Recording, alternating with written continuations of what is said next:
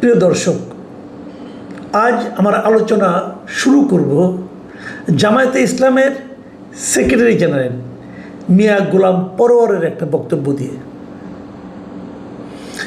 তিনি আজকেই একটা প্রেস কনফারেন্সে বক্তৃতা দিচ্ছিলেন, তার দলের একটা প্রেস কনফারেন্স। সেই প্রেস কনফারেন্সে নিউজ বিভিন্ন পত্রপত্রিকা এসেছে। একটা পত্রিকার নিউজের শিরোনাম হলো এরকম যে চাকরিতে মেধার দরকার নেই, বিএনপির পদ থাকলেই যোগ্যতা। এগুলো শিরোনাম। তো এই শিরোনামটা দেখেই না আমার একটু আগ্রহ হলো, দেখি গোলাম পরোয়ার সাহেব কী বলেছেন।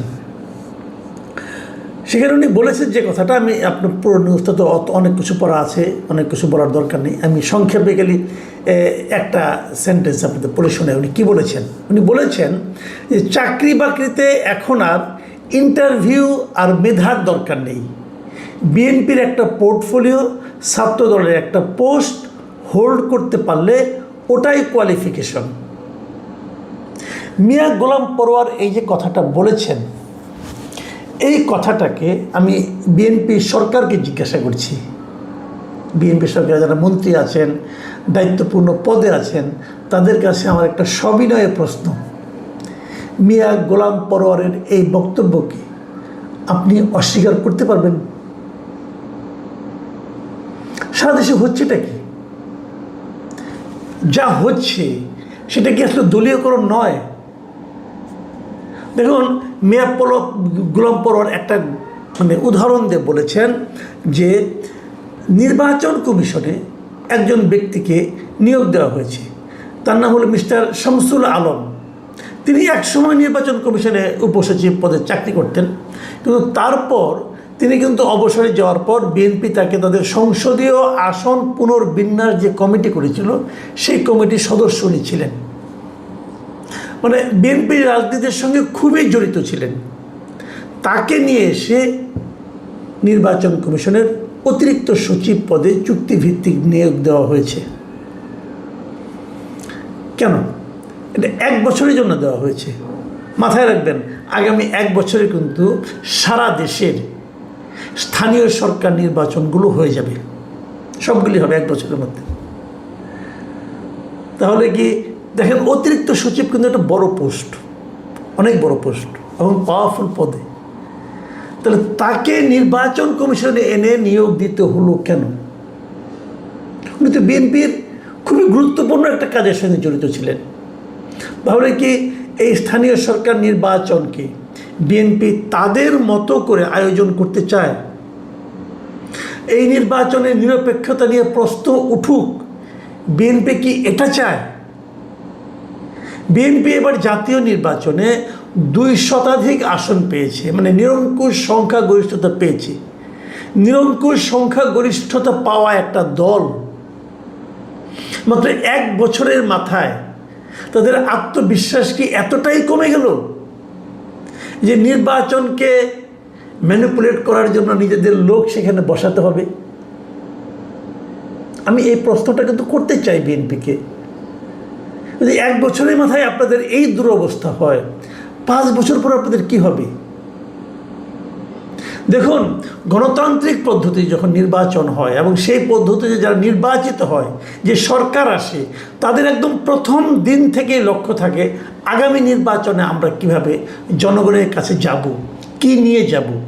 জনগণ যে প্রশ্নগুলো আমাদেরকে করবে, আমাদের এই 5 বছরের কর্মকাণ্ডের উপর, সেই সমস্ত প্রশ্নের আমরা কি জবাব দেব।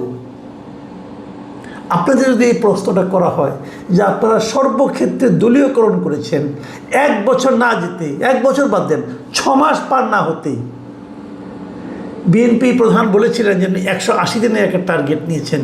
180 দিনের টার্গেটের মধ্যে আমি বিএনপি প্রধানকেও প্রশ্ন করতে চাই, 180 দিনের মধ্যে আপনার দল এগুলো, আপনার সরকার এগুলো কি করছে? দেখুন, আমরা এই মিয়া গোলাম পরোয়ার যে কথা বলেছেন, উনি কিন্তু একটা পদের প্রেক্ষিতে বলেছেন বলে আমার কিন্তু মনে হয় না। 2 দিন আগের কথা বলি আমি আপনাকে। এই সপ্তাহেই সরকার একটা অসাধারণ কাজ করেছে।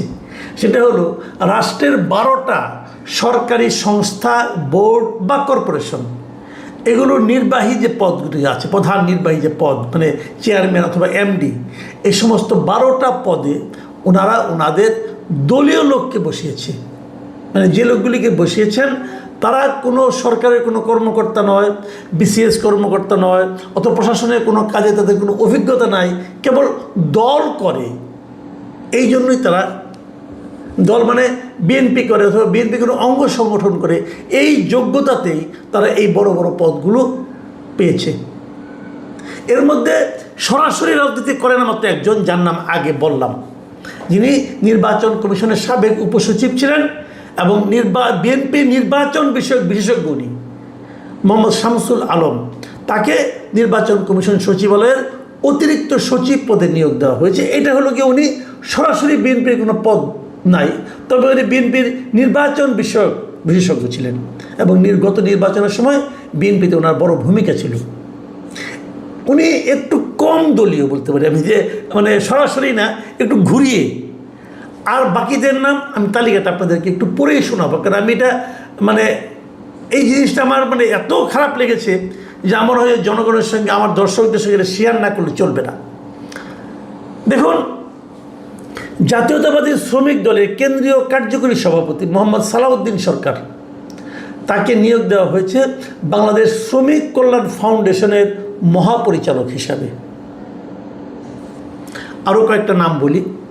বিএনপির কেন্দ্রীয় কমিটির আন্তর্জাতিক বিষয়ক সম্পাদক মোহাম্মদ রাশেদুল হক, তিনি নিয়োগ পেয়েছেন Bangladesh overseas employment and services limited BOESL, তার এমডি হিসাবে। এই বোয়েসেলটা হলো সরকারিভাবে যাদেরকে বিদেশে পাঠানো হয়, তাদের ট্রেনিং দেওয়া হয়, এই ধরনের একটা বেশ গুরুত্বপূর্ণ সংগঠন। কিন্তু এটার এমডি হয়েছেন কে? বিএনপির আন্তর্জাতিক বিষয়ক সম্পাদক। এই হলো ওনার যোগ্যতা। আচ্ছা, বিএনপির কেন্দ্রীয় কমিটির বন ও পরিবেশ বিষয়ক সম্পাদক, রাজশাহী সিটি কর্পোরেশনের সাবেক মেয়র ছিলেন উনি, মোহাম্মদ মোসাদ্দেক হোসেন বুলবুল, তিনি নিয়োগ পেয়েছেন বাংলাদেশ বন শিল্প উন্নয়ন কর্পোরেশনের চেয়ারম্যান হিসাবে। বিএনপির কেন্দ্রীয় কমিটির সহ ধর্ম বিষয়ক সম্পাদক এটিএম আব্দুল বারী ড্যানি, তিনি নিয়োগ পেয়েছেন বাংলাদেশ অভ্যন্তরীণ নৌ পরিবহন কর্পোরেশন BIWTC, তার চেয়ারম্যান হিসাবে। দেখুন, এগুলি কিন্তু কোনোটাই রাজনৈতিক পদ না, এগুলি অত্যন্ত গুরুত্বপূর্ণ পদ এবং এই প্রত্যেকটা পদের, প্রত্যেকটা প্রতিষ্ঠানের কিছু অর্থনৈতিক কর্মকাণ্ড আছে এবং সেগুলির সঙ্গে জনগণের কিছু স্বার্থ সংশ্লিষ্ট বিষয়ও আছে। সেটা প্রধানের পদে নির্বাহী প্রধান হিসাবে নিয়োগ পাওয়ার জন্য যোগ্যতাটা কি? ওনাকে বিএনপি করতে হবে এবং বিএনপির কোনো কোনো জায়গায় আরও আমি আপনাকে 12টায় পড়ে শোনাবো আপনাদেরকে। জাতীয়তাবাদী যুব দলের সাবেক কেন্দ্রীয় সহসভাপতি মোহাম্মদ কামরুজ্জামান, যিনি কামরুজ্জামান দুলাল নামে পরিচিত, তিনি নিয়োগ পেয়েছেন বাংলাদেশ জাতীয় সমাজ কল্যাণ পরিষদের নির্বাহী সচিব হিসাবে। বিএনপির রংপুর বিভাগীয় সহ সাংগঠনিক সম্পাদক আব্দুল খালেক, তিনি নিয়োগ পেয়েছেন বাংলাদেশ ইস্পাত ও প্রকৌশল কর্পোরেশন BSEC, এটার চেয়ারম্যান হিসাবে।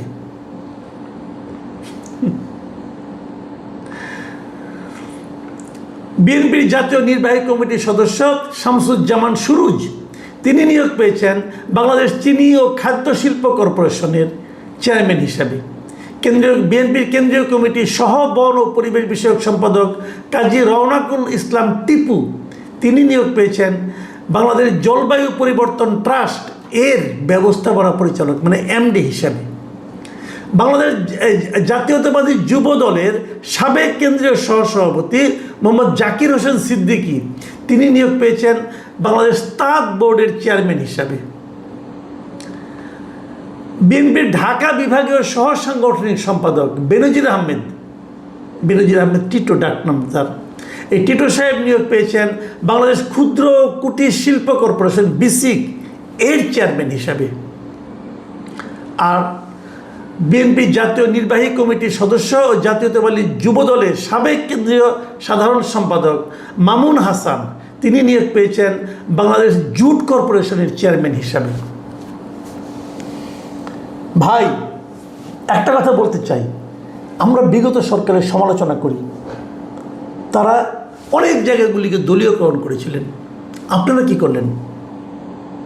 এবং আমি তো মনে করি যদি তুলনা করা হয়, এটা বিগত সরকারের আমলকেও লজ্জা দেবে আপনাদের এই ব্যাপারটা। একদিনে 12টা, এই যে দিনে 12টার কথা বললাম আমি, এর আগে আর করেন নাই। প্রত্যেকটা জেলা পরিষদে যে প্রশাসক নিয়োগ করা হয় সেগুলোতে আপনারা দলীয় লোককে নিয়োগ দিয়েছেন। যতগুলি জেলা পরিষদ আছে আমাদের এখানে 60-এর বেশি, কোনো নির্বাচন নাই। এটা কিন্তু একটা নির্বাচন করার মতো পদ, যে পদে নির্বাচিত হয়।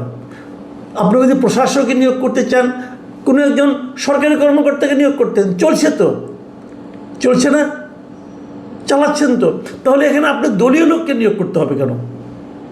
ঠিক একই রকম প্রত্যেকটা সিটি কর্পোরেশনের প্রশাসক নিয়োগ করেছেন দলীয় লোক। আপনার দলের লোক, তার একমাত্র যোগ্যতা সে বিএনপি করেন, আর কোনো যোগ্যতা নাই তার। আর কোনো যোগ্যতা থাকতেও পারে, একটা যোগ্যতা আছে, কোনো জায়গায় ফেলটুস পড়া প্রার্থীকে এনে বসাইছেন, মানে এমপি ইলেকশনে ফেল করছে, তারা এনে সিটি কর্পোরেশন বসাইছেন। যাকে জনগণ প্রত্যাখ্যান করলো তাকে আপনি পুরস্কার দিলেন। মানে জনগণ যাকে চায় না তাকে দল চায়। মানে দলের সঙ্গে জনগণের চিন্তার কতটা পার্থক্য ভেবে দেখুন একবার। তাকে আপনি আনতে হবে, তাকে আপনি ভালোবাসেন, ভালো কথা, তাকে একদিন চা নাস্তা খাওয়াই দেন, অসুবিধা রেখে আছে, ভালোবাসা প্রকাশ ঘটুক। কিন্তু উনি তো ওনার যোগ্যতা প্রমাণে ব্যর্থ হয়েছেন, উনি তো জনগণের মন জয় করতে পারেন নাই। তাকে আপনি জনগণের মাথার উপর চাপাই দিয়েছেন। এবং এটা করার মাধ্যমে বিএনপিকে লাভ করেছে। আমি মূল পয়েন্টে আসতেছি, এই যে কাজগুলি বিএনপি করছে, আপনারা আমাকে প্লিজ বলেন এতে বিএনপির কী লাভ হচ্ছে? বিএনপি যদি একটা গণতান্ত্রিক দল হয়, বিএনপি তো আগামী নির্বাচনে জনগণের কাছে যাবে, কী নিয়ে যাবে? যখন জনগণ তাকে প্রশ্ন করবে আপনি এই লোকগুলিকে, দলীয় লোককে এনে বসাইছেন কেন, বিএনপি কী জবাব দেবে? এই জবাবটা আমরা একটু শুনতে চাই, একটা ব্যাখ্যা প্লিজ। স্থানীয় সরকার মন্ত্রণালয় হোক, অথবা যে মন্ত্রণালয়ের আছেন, অথবা প্রধানমন্ত্রী হন, যারা আছেন, আপনারা এই জবাবটা খালি দেন যে দলীয় নিয়োগ লোকগুলিকে এই সমস্ত গুরুত্বপূর্ণ পদে নিয়োগ দেওয়ার পেছনে আপনাদের কি লজিক কাজ করছে, আমরা একটু জানতে চাই ভাই, একটু জানান। আমরা তো একটা স্বৈরাচারকে হটিয়েছি, আমরা একটা দলীয়করণ করেছিল নির্বিচারে যারা, তাদেরকে হটিয়েছি, এটা দেখার জন্য।